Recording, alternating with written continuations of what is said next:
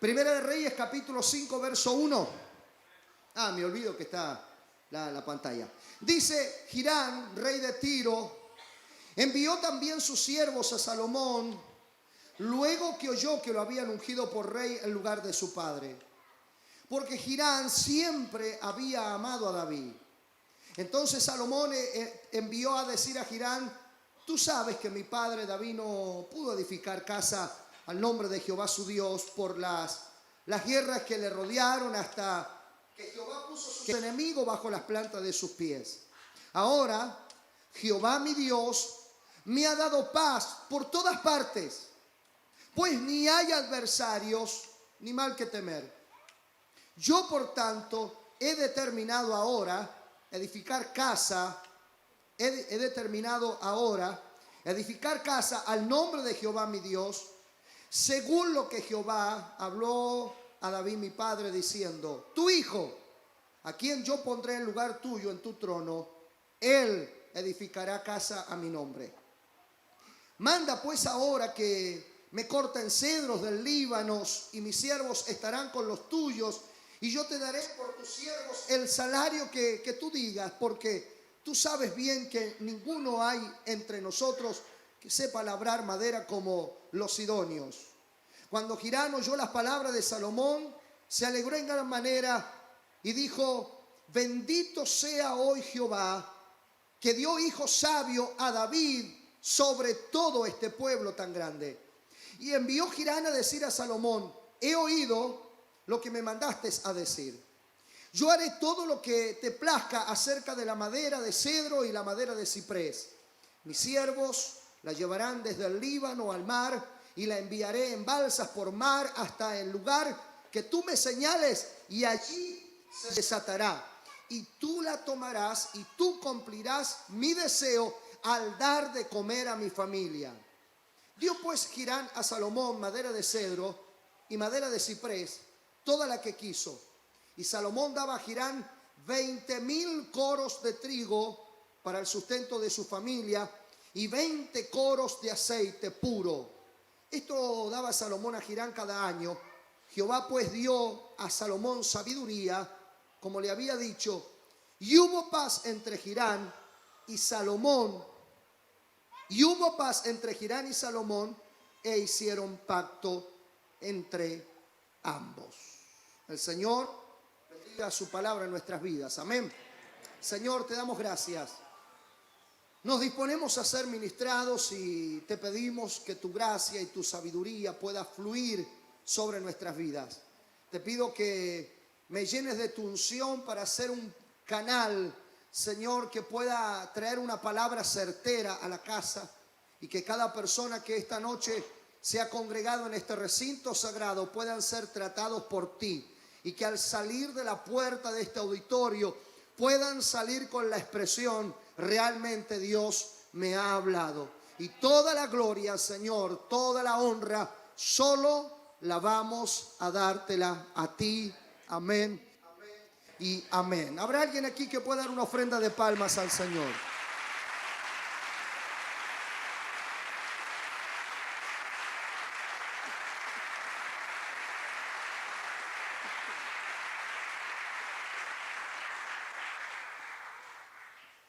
La historia de Salomón es tan apasionante donde uno la encuentra. Y es interesante porque Salomón rompe todos los paradigmas y todo aquello que usted va encontrando como igual, hasta que llega hasta Salomón. De hecho, cada vez que usted encuentra en la Biblia que Israel estaba pasando por una crisis, por una situación adversa, Dios siempre le decía a Israel que ellos tenían que construir algo. Siempre. Cada vez que, de hecho, acabamos de escuchar la palabra que ministraba el pastor acerca de que cuando Dios le habla a Gedeón, Dios le dice de que Gedeón, en medio de la necesidad, en medio de la situación de crisis, Gedeón tenía que levantar un altar. Israel estaba empobrecido. Y en medio de la situación de crisis de pobreza, Dios le dice a Israel: tenés que levantar un altar. Y fíjese que cada vez que Dios le decía que tenían que construir algo, lo que tenían que construir era para que Él se manifestara. Entonces es interesante porque mientras el mundo está obsesionado con lo que es lo espiritual, Dios está obsesionado en manifestarse en la tierra. Mientras el hombre está obsesionado con los ángeles, Dios está obsesionado con nosotros, los hombres. Él quiere manifestarse a nosotros. Mientras el hombre está deseoso de conocer el mundo invisible, conocerlo, por eso es que la gente va a hacerse tirar las cartas, se quieren hacer leer las líneas de las manos, se meten en el ocultismo. Dios está interesadísimo en que nosotros podamos verlo a Él manifestado cara a cara. Por eso es que la máxima realización de algo no ocurre en lo invisible, sino que la máxima realización ocurre cuando lo invisible se vuelve visible. Si no, fíjese que cuando nosotros estábamos en el eterno presente de Dios, nosotros en la mente de Dios éramos un diseño. Cuando nosotros fuimos manifestados, recién allí nosotros empezamos a cumplir propósito. Ahora, cuando estábamos en la mente de Dios, estábamos muy cerca de Dios, pero allí no cumplíamos propósito. Recién cuando fuimos manifestados, recién empezamos a manifestarnos para el propósito. Dígale que tiene al lado, dígale, te manifestás y empezás a cumplir propósito. Por eso es que la grandeza no está en el cielo, sino que la grandeza está en la tierra. De hecho, la mayor creación de Dios, cuando Dios termina de crear lo más sublime, los ángeles no lo habían visto. Cuando Dios va a presentar su máxima creación, los ángeles estaban atentos y dijeron, a ver cómo es la máxima creación de Dios, porque todo el mundo espiritual no tenía idea de cómo iba a ser la máxima creación de Dios. ¿Sabe quién es la máxima creación de Dios? Mírenlo al que tiene al lado, dígale, wow, ¿estás viendo la máxima creación de Dios?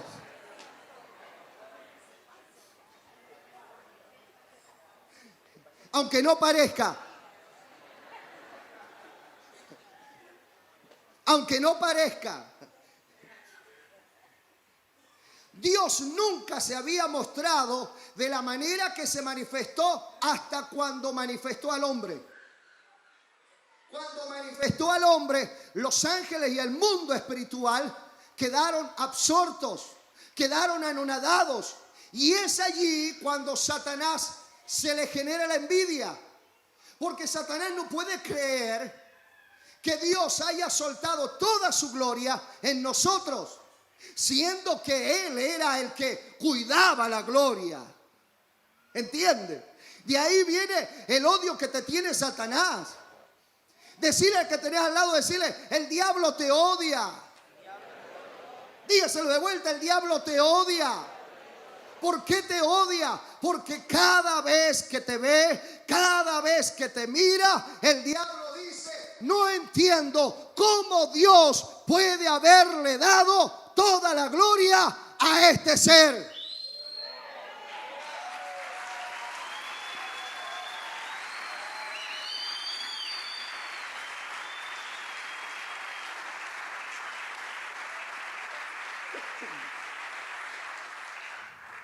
Por eso es que es interesante que cada vez que Israel estaba en crisis, Dios le decía a Israel, tienes que construir algo.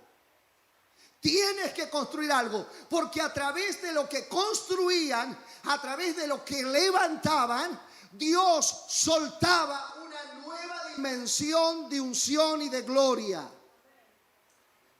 A ver, se lo vuelvo a decir.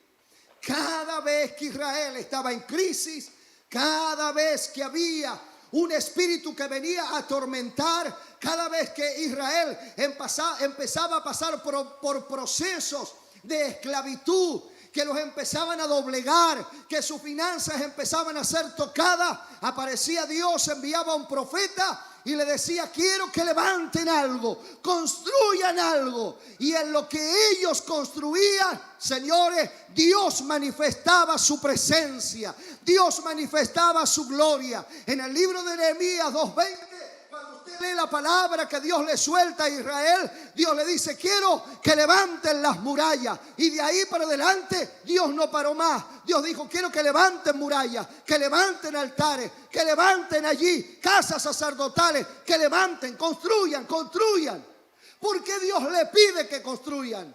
Porque, señores, uno no construye donde uno no cree que nada va a suceder. Uno no construye la casa en el barrio que no quiere vivir. Uno no construye en la tierra donde no quiere estar. Uno solo construye donde dice: acá me establezco, acá voy a echar raíces, acá voy a establecerme, acá me voy a ensanchar, acá voy a hacer la casa de mi hijo, acá voy a disfrutar. Es que acá yo sé que hay futuro.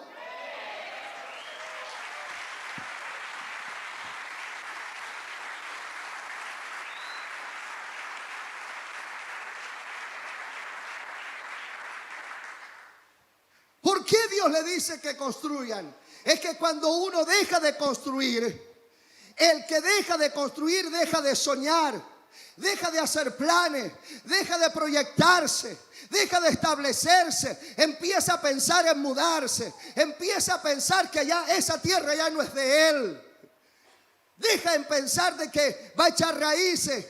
Acá no voy a hacer nada porque me queda poco tiempo. El Señor le dice: hay problemas, hay crisis, acá van a construir, acá van a echar raíces, acá van a poner fundamento, porque esta tierra sabrá lo que es que un sacerdote esté parado sobre esta tierra. El espíritu de pobreza va a tener que retroceder.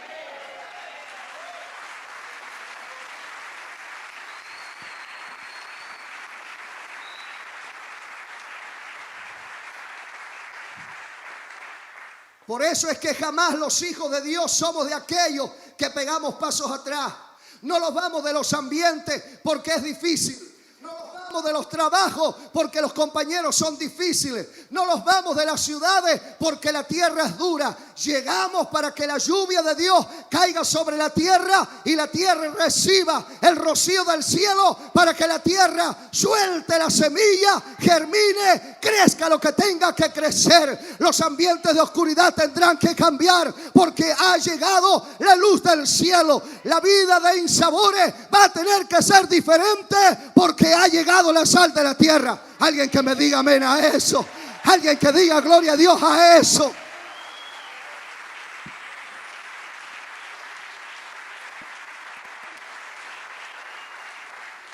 Dígale que tiene al lado: ¿qué estás construyendo? ¿Qué estás construyendo? Es que cada vez que Dios le decía: van a construir, lo próximo que hacía Dios era darle modelos, planes, diseños. Dios empezaba a tratar con la persona. Dios bajaba los diseños. Dios abría los cielos, abría la mente de las personas y empezaba a soltarle estrategias de cómo iban a construir y cómo se iban a establecer. Por eso es que nuestra vida no es el resultado de un sistema prefabricado de sistemas. Nuestra mente no tiene que estar amoldada a lo que el sistema dice que hay que hacer. Cuando la Biblia dice que nosotros debemos de tener la mente de Cristo, lo que el apóstol está diciendo: señores, al tener la mente de Cristo, su mente jamás dejará de tener diseños innovadores, revolucionarios, auténticos, nuevos, que marcarán la diferencia, que será un antes y un después. Dejarás de construir, dejarás de hacer cosas más de las mismas, dejarás de ser copia de copia de copia de copia y empezará a venir lo nuevo. La gente te va a preguntar: ¿cómo se te ocurrió esto? ¿Cómo fue que diseñaste esto? ¿Y en qué momento fue que pensaste lo que estabas haciendo? Es que el Señor dice, es que ella, es que él se está estableciendo, no le tiene miedo al sistema, no le está teniendo miedo a lo que se viene, está echando raíces, está echando fundamento, y en ese principio es que le estoy bajando diseños del cielo.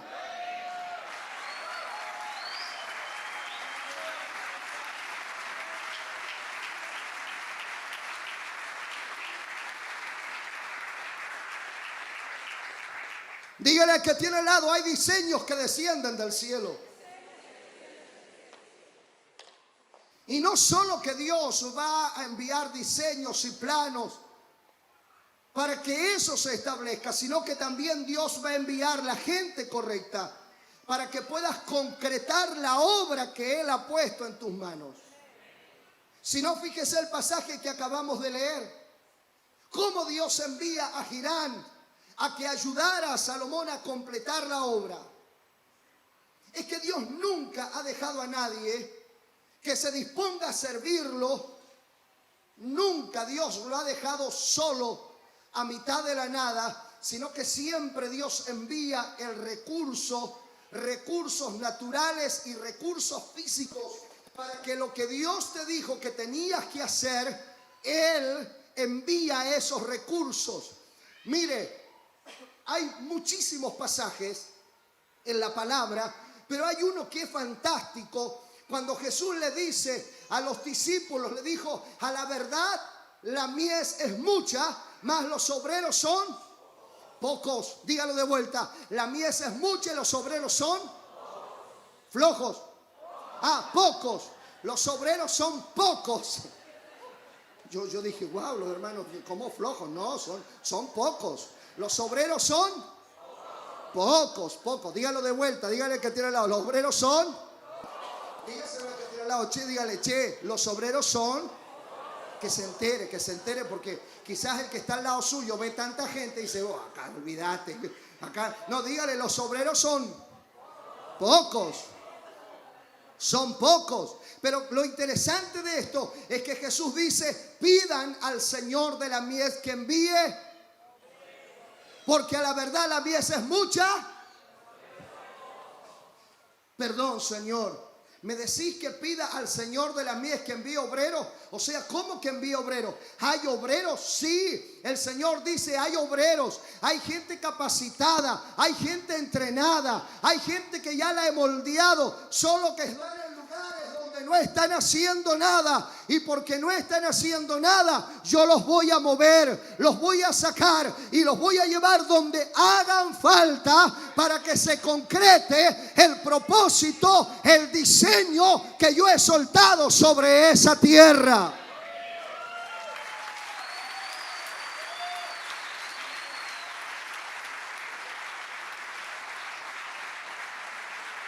Alguien adore al Padre aquí. Alguien adore a Dios en esta noche. Porque a alguien se le debe de revelar que lo que has creído que lo ibas a hacer solo.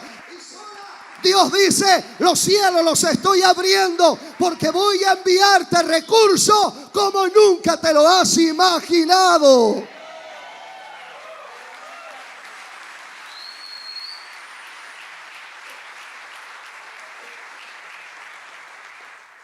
Fíjese que a David Dios le envió, a Salomón le envió a Hirán. A Moisés Dios le envió a Bezaleel. Bezaleel, la Biblia, Dios le dice a Moisés, Moisés, te uno con Bezaleel. ¿Quién era Bezaleel? Un hombre de sabiduría, un hombre inteligente, un hombre adiestrado. Moisés jamás lo hubiera podido capacitar de la manera que estaba Bezaleel, pero Dios sí lo podía haber hecho. Y Dios le dijo, Moisés, como es tan urgente lo que tenés que hacer, no te voy a enviarlo a Bezaleel para que lo capacite. Ya te lo traigo capacitado para que cuando llegue a tu lado, tu espíritu sea impartido sobre él. Porque lo único que le falta a Bezaleel no es sabiduría, sino el espíritu que yo he colocado sobre ti para que tú lo impartas a él. Aleluya.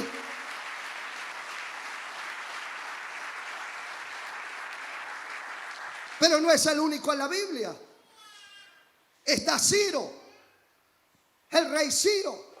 Cuando usted lee al rey Ciro, la historia habla del rey Ciro, un criminal, un verdugo, un hombre malvado, sanguinario, que la gente cuando escuchaba hablar de Ciro, la gente temblaba. Sus ejércitos cuando llegaban a las ciudades verdaderamente las devastaban, arrasaban, no quedaba nada en pie. Así que cuando la gente escuchaba Ciro, Ciro era sinónimo de muerte, Ciro era sinónimo de masacre, Ciro era sinónimo de un hombre verdugo. Pero ¿sabe cómo lo llama la Biblia a Ciro? Yo sé que usted sabe, nada más que se queda callado para que yo lo diga. Ciro, mi ungido. Ciro, mi siervo. No, ¿cómo, pastor? ¿Cómo que Ciro mi ungido? ¿Cómo que Ciro mi siervo? Sí. Ciro, el ungido de Dios, el que para todos era el asesino. De repente Dios despierta el espíritu de Ciro, y el criminal, el asesino, cuando empieza a ver a Israel, el corazón se le da vuelta y de repente se activa el corazón paternal con Israel. Era el hermano mayor el que le decía: todo lo que quieran se lo entregan a ellos, porque hay algo me dice que tengo que darle todo lo que me pidan. Alguien debe de recibir esta palabra. Vas a pararte frente a gente que el nombre de ellos es impresión de todo lo malo que parece ser, pero de repente Dios cambia el corazón de los Ciros, y los Ciros te empiezan a decir: ¿qué es lo que querés? Porque lo que necesites, yo soy el que te lo voy a dar.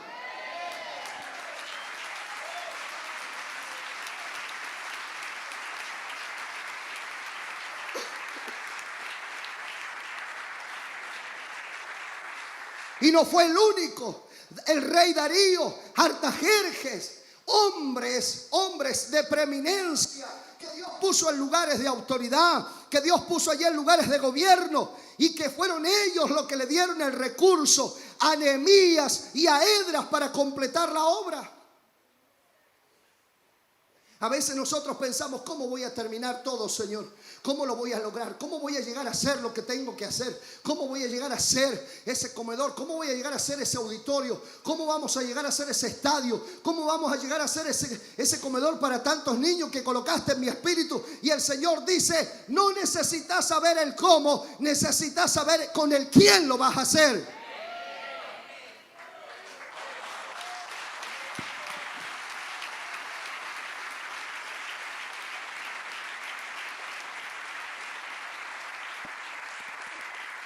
Porque Dios unge a gente con sabiduría para ayudarte. Dios pone a gente en tu camino, en lugares de prominencia, que en un momento te sentís amenazado frente a ellos, porque realmente tienen poder. Porque no son gente que juegan con las cosas. No, sus decisiones siempre es que alguien termina perdiendo. Pero de repente aquellos desvalidos, que nadie saca la cara por ellos, de repente aparece un NN, un sin nombre, alguien que nadie lo conoce, alguien que lo mira así de costado, lo miran por encima del hombro, y ahí, ¿sabes quién es ese? Vos y yo. Esos somos nosotros, los que Dios dice: no andes sacando chapa, no andes diciendo que vos todo lo podés. Tranquilo, sé sabio, que yo soy el que te voy a meter como a Esther, la huerfanita, hija del tío, que por 12 meses pasó perfumándose.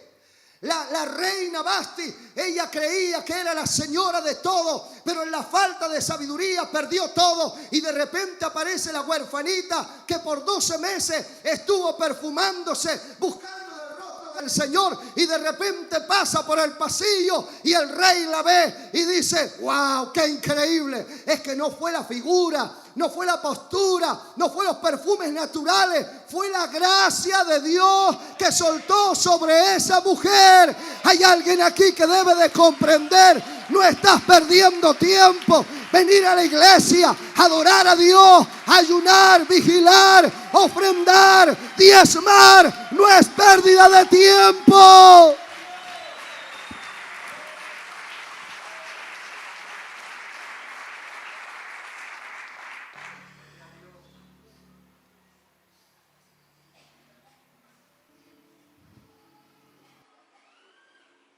Dios tiene gente con diseños divinos escondidos.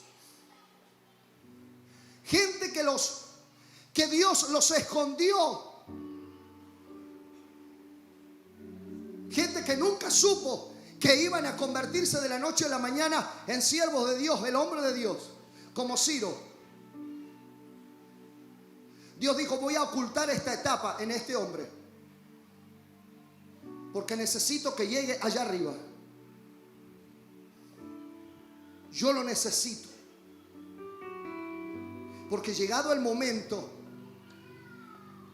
mi siervo Esdras y mi siervo Nehemías lo van a necesitar.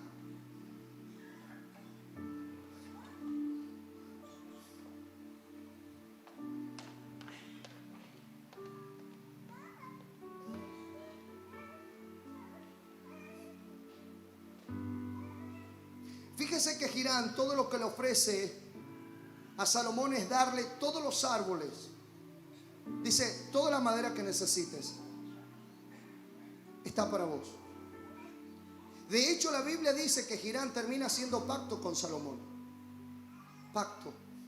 Ya no era una relación de amistad, no, era una relación que iba más allá de la amistad. ¿Sabe lo que es un pacto? Un pacto es tan sagrado como el matrimonio entre un hombre y una mujer. Aunque hoy día no parezca tan serio, pero es serio.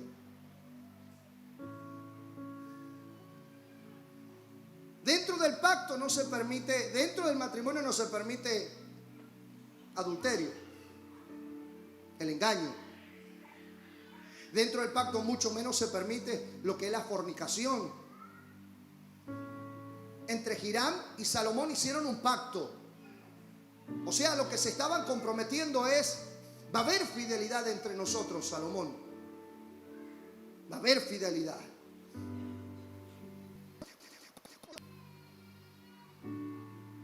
Ahora, ¿por qué hacen el pacto? Hiram le dice: porque yo amé a tu padre. Yo amé a tu padre. Tu padre me impactó a mí. Él era especial para mí. Y por causa, fíjese que es eso lo que le dice Hiram: por causa que tú vas a completar lo que él comenzó. Yo voy a hacer todo lo que se requiera de mí. Es eso lo que le dice Hiram. Todo lo que se necesite de mí, yo lo voy a hacer.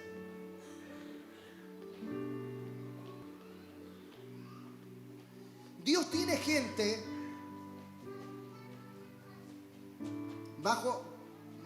bajo la intensidad para llegar al final del mensaje, si no me quedo sin voz. Pero recíbalo. Dios tiene gente, Dios tiene personas reservadas en diferentes lugares. Que le estoy soltando algo que el Espíritu Santo me lo dio hace algunas horas atrás.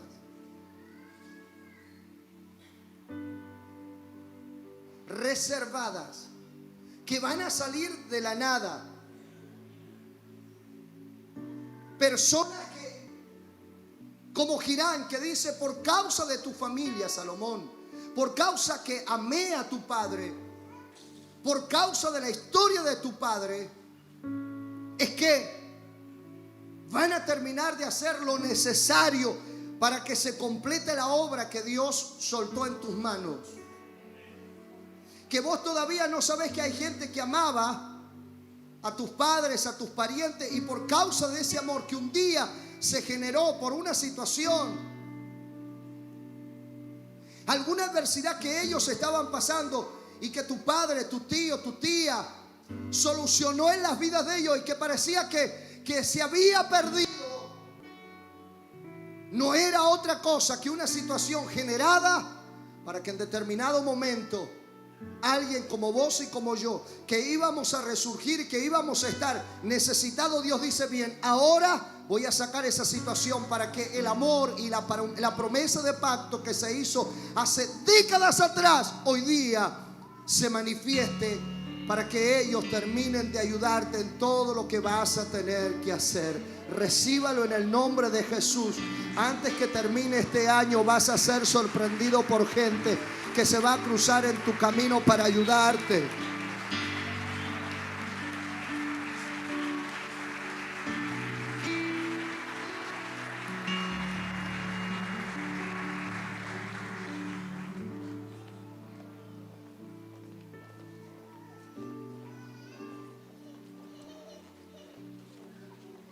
Y es ahí donde viene este pasaje. Pasen a seguir la palabra. Aleluya. Yo sé que tú mueves montañas. ahí está. Yo creo en ti. Sé que lo harás otra vez. Abriste el mar en el desierto. Yo creo en ti.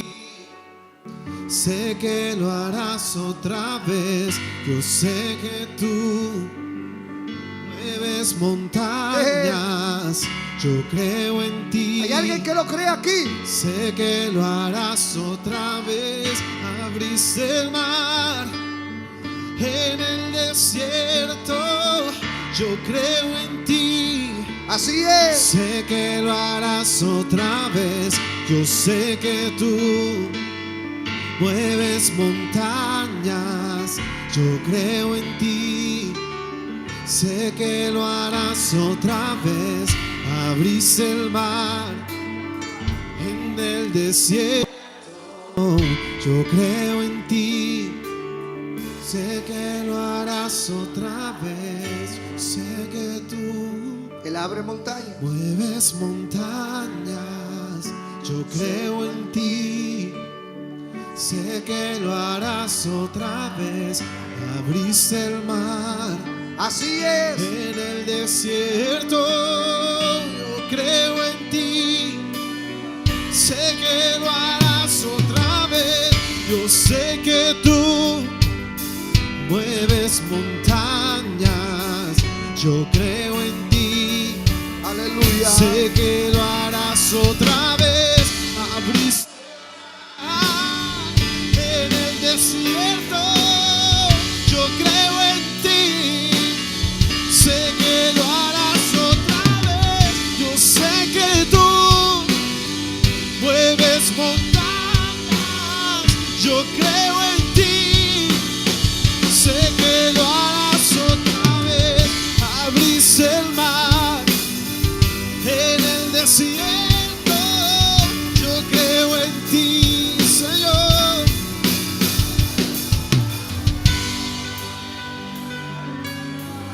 Yo sé que lo harás Otra vez. otra vez. Lo vas a volver a hacer, Señor. Yo lo voy a volver a hacer. Si no lo hice para que quede en la historia, lo hice para que sepas que en los momentos de crisis yo soy el que abro los mares, yo soy el que traigo recursos y el que traigo personas para que hablen por ti, te den los recursos que estás necesitando.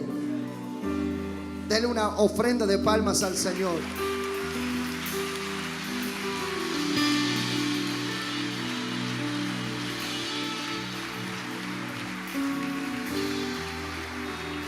Tome asiento, ya termino.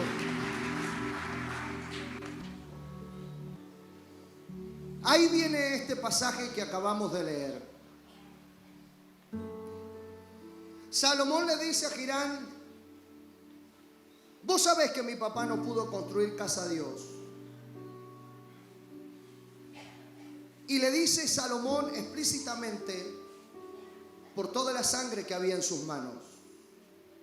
Vos sabés que Dios no le permitió construir casa a mi papá, en otras palabras, por todos los errores que cometió. es que David peleó tanto,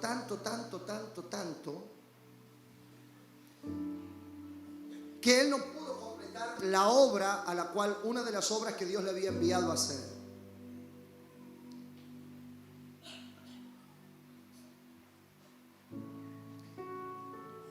Es triste ser un David. Es triste llegar al final de los días de la vida y no poder concretar, no poder completar la asignación asignada. ¿Por qué también es triste? Porque alguien que quiere honrar a Dios, que quiere cumplir con Dios y no puede hacerlo, ¿por qué? Por la sangre que hay en sus manos. Termina teniendo una vida inconclusa, una vida en definitiva difícil de vivir.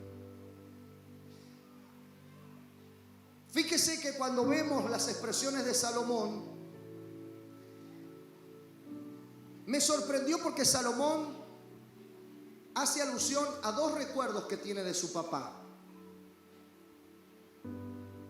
Y me gustaría que hagamos aquí una pequeña práctica. Y no es mi intención traerle ni dolor ni nada. Simplemente me gustaría que usted pensara, por lo menos en uno, en el mayor recuerdo que usted tiene de su papá. Piense ya en este momento, a ver. El mayor recuerdo que usted tiene de su papá.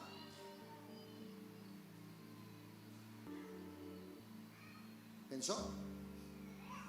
Piense en el segundo mayor recuerdo que usted tiene de su papá. Yo no le estoy diciendo que piense en los mayores logros. Le estoy diciendo que piense en el segundo mayor recuerdo que usted tiene de su papá.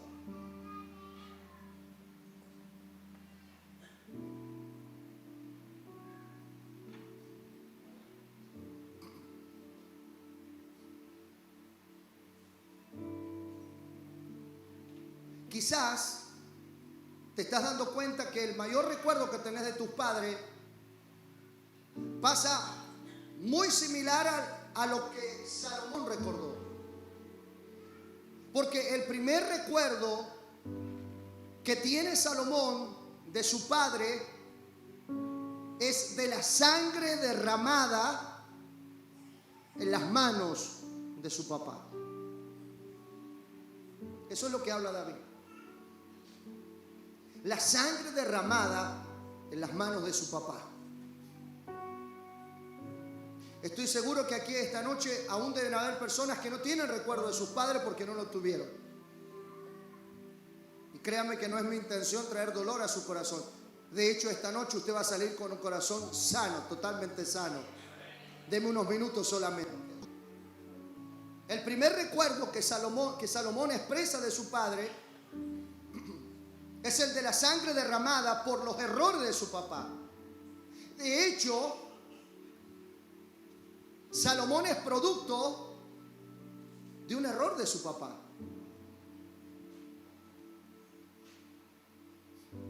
Porque no sé si habrá sabido Salomón, pero su papá, David, mandó a matar al esposo de su mamá.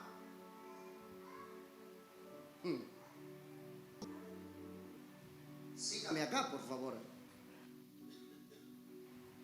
El papá de David, en su juventud, un día de locura, de esos días que no te maneja la sabiduría, sino que te manejan tus genitales, David termina acostándose con la esposa de un hombre y después, para que nadie se entere, David lo manda a matar. Y termina siendo la mamá de Salomón. Así que no sé si Salomón se enteró alguna vez que el papá de él había mandado a matar al esposo de la mamá de él. Así que Salomón, cuando piensa en el padre, él tiene dos poderosos recuerdos. El primero es la sangre derramada sobre las manos de su papá. Ahora, el tema es Y yo sé que en este momento hay muchos que están diciendo, yo me acuerdo, pastor, yo me acuerdo de eso, yo ahora me acuerdo. Tranquilo, tranquilo, no se potencie. Pero Salomón tenía que escoger cuál iba a ser el recuerdo que guardaría de su papá. Porque el primero era de las manos ensangrentadas, errores, muchísimos errores. Ahora, Salomón no podía borrar los errores de su padre. Salomón no podía borrar todas las guerras, pero ninguno de los errores de su papá hizo que Salomón perdiera el segundo gran recuerdo que tenía Salomón. ¿Cuál fue el segundo gran recuerdo que tenía Salomón? La casa de Dios. La casa de Dios. Ahora, escuchen esto. El primer error que piensa Salomón es de la cantidad de sangre derramada en las manos de su padre. Eso hablaba de cientos de guerras, cientos de errores. Miren al que tiene al lado, dígale, cientos de errores.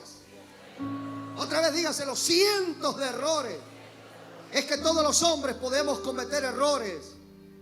Ninguno de nosotros está exento de cometer errores. Ninguno de los que estamos aquí, ni aún el que le habla, estamos exentos de cometer errores. De hecho, nuestros padres pueden haber cometido errores. De hecho, cuando yo leí este pasaje, hice el mismo ejercicio que le hice hacer a ustedes. Pensé en mi papá. Mi papá que ya no está. Así que estoy en la misma situación que David. Pensé en mi papá.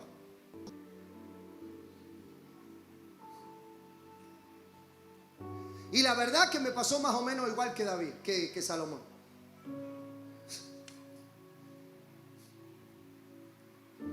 Me acordé de la cantidad de errores que cometió mi papá.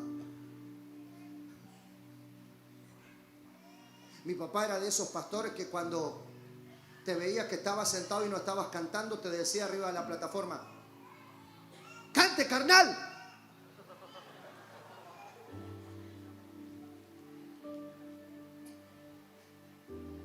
Si no, le decía a uno de los ancianos, casi endemoniado: ¡órele! Y ahí bueno,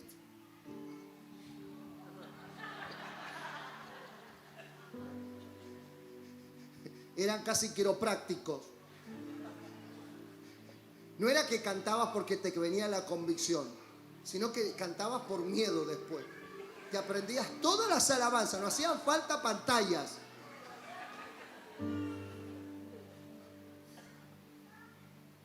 Ahora, Salomón era un joven que podría haberse perdido. ¿Por qué, pastor? Porque fíjese que Salomón dice que había paz por todas partes. No había guerra, no había enemigos. Había paz por todos lados. Y quiero decirles que las cosas no son tan buenas cuando hay demasiada paz.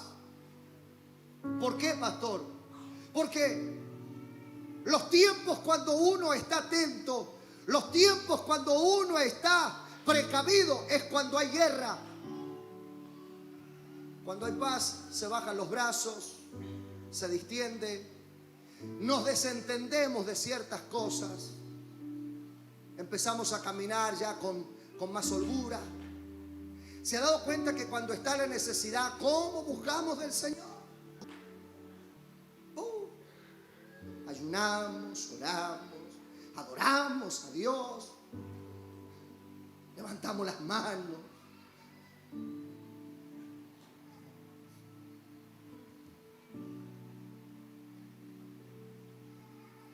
Cuando la iglesia todavía no está crecida, ¿qué hacemos los pastores? Guerreamos, vamos a la reunión y guerreamos, atamos toda fuerza del infierno, desatamos, Dios mío, los cielos para esta casa, le oramos las sillas vacías, estamos súper consagrados. Cuando la iglesia ya empieza a estar llena, ya no nos importa, ya hay paz. Salomón tenía paz, estaba todo tranquilo.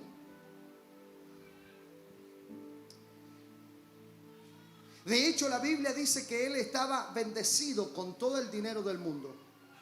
Toda la gente le traía impuestos. Salomón podría haber hecho lo que le hubiera parecido.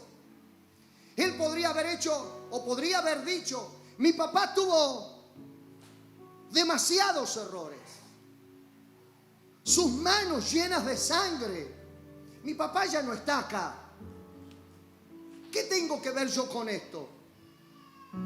¿Para qué sirve esto? Pero ¿sabe lo que hizo Salomón? Salomón entendió que lo más grande que él podía hacer era construir algo que su padre amaba, que era la casa para Dios. Se lo vuelvo a decir. Salomón estaba bendecido en todo. Tenía paz, no tenía guerra. Estaba lleno de finanzas. Todo el mundo le traía sus impuestos. Salomón podría haber pensado: mi papá se equivocó demasiado. ¿Quién puede aseverar que lo que mi papá deseaba era lo correcto? ¿Quién puede decir que mi papá en esto no se equivocó también? Pero Salomón, aun cuando su padre no estaba, él dijo: yo tengo, ¿por qué? Tengo dos recuerdos de mi padre. El primero, las manos llenas de sangre. Pero lo segundo, ineludiblemente, aunque mi padre cometía errores tras errores, había algo que mi padre amaba por sobre todas las cosas. ¿Por qué? Porque Salomón había visto a su papá, que era un hombre de guerra, un hombre avasallante, un hombre que cometía errores. Pero si había algo que Salomón se había criado viendo a su padre, era ver cómo su padre honraba la presencia del Señor. ¿Sabe qué fue lo más sublime, lo más grandioso que David construyó? La construcción más grande que David hizo fueron 4 palos y una lona. Eso es la construcción más grande que hizo David. 4 palos y una lona. Y la Biblia dice que David colocó debajo de esos 4 palos y la lona, colocó el arca del pacto. ¿Por qué hizo eso? Porque no le era permitido a él construir. Porque no es que él no podía construir algo más grande. No, es que Dios no se lo permitía a causa de sus manos ensangrentadas. Entonces, ¿qué fue lo que pudo construir? 4 palos y una lona.